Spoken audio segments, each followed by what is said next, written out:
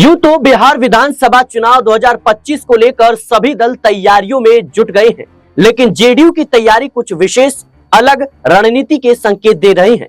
बैठक दर बैठक ये साफ मैसेज नजर आ रहे हैं कि आगामी विधानसभा चुनाव से जेडीयू कुछ ज्यादा ही अपेक्षा पाल चुकी है।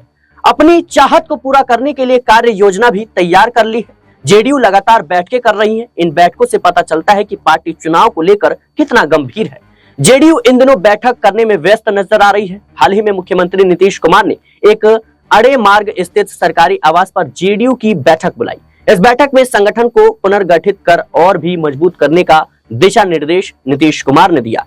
चुनावी मुद्दों पर चर्चा की, विकास और सुशासन को प्रमुख मुद्दा बनाने पर भी मुहर लगी और बात इस पर भी हुई कि जनहित में जो भी कार्य किए गए हैं उसे जनता तक कैसे ले जाना है और जनता को कैसे बताना है। जिला, प्रखंड और पंचायत तक सरकार के अच्छे कार्य को बताएं। मुख्यमंत्री नीतीश कुमार केवल अपने विधायकों, मंत्रियों और पदाधिकारियों तक ही सीमित नहीं रहे। उन्होंने बीजेपी के मंत्रियों, विधायकों के साथ भी महत्वपूर्ण बैठक की। ये बैठक करीब 1.25 घंटे तक चली, जिसमें चुनावी तैयारियों और राज्य के विकास कार्यों को लेकर गहन चर्चा हुई। राजनीतिक गलियारों की माने तो क्या जेडीयू और क्या बीजेपी, सभी दल ये मान चुके हैं कि नीतीश कुमार का ये अंतिम चुनाव है।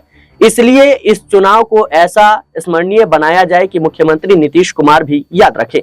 लक्ष्य क्या है इन बैठकों के, बता दें दर्शकों की पहले लक्ष्य की बात करें तो बिहार विधानसभा चुनाव के लिए एनडीए का नारा 2025 फिर से नीतीश।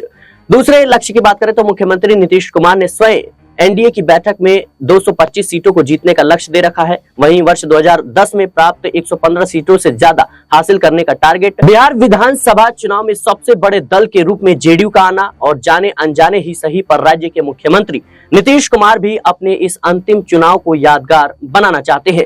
इसके लिए बैठक दर बैठक तो कर ही रहे हैं, नई योजनाओं का शिलान्यास और पुरानी योजनाओं का उद्घाटन भी कर रहे हैं, मगर इस राह में बाधाएं भी कम नहीं है। इस बार सीटों का बंटवारा 5 दलों के बीच होना है। ऐसे में जेडीयू को अधिक से अधिक 100 सीट मिल सकेगी। दूसरी बात यह कि गत चुनाव में जेडीयू तीसरे नंबर पर रही, तब लोजपा रामविलास के राष्ट्रीय अध्यक्ष चिराग पासवान की नाराजगी सिर चढ़ के बोली थी और वर्ष 2020 के विधानसभा चुनाव में मात्र 43 सीट ही मिल पाई थी। आगामी विधानसभा चुनाव 2025 में चिराग पासवान की भूमिका में आरसीपी सिंह, प्रशांत किशोर भी नजर आ सकते हैं। अब आईपी गुप्ता, शिवदीप लांडे की पार्टी क्या गुल खिलाएगी, ये तो समय सापेक्ष पता चलेगा। पार्टी के भीतर कद्दावर नेताओं की आपसी कलह भी कम प्रभावी नहीं होती जा रही है। फिलहाल के लिए इस रिपोर्ट में इतना ही। देश और दुनिया की तमाम खबरों के लिए बने रहने नेक्स्ट 9 न्यूज के साथ।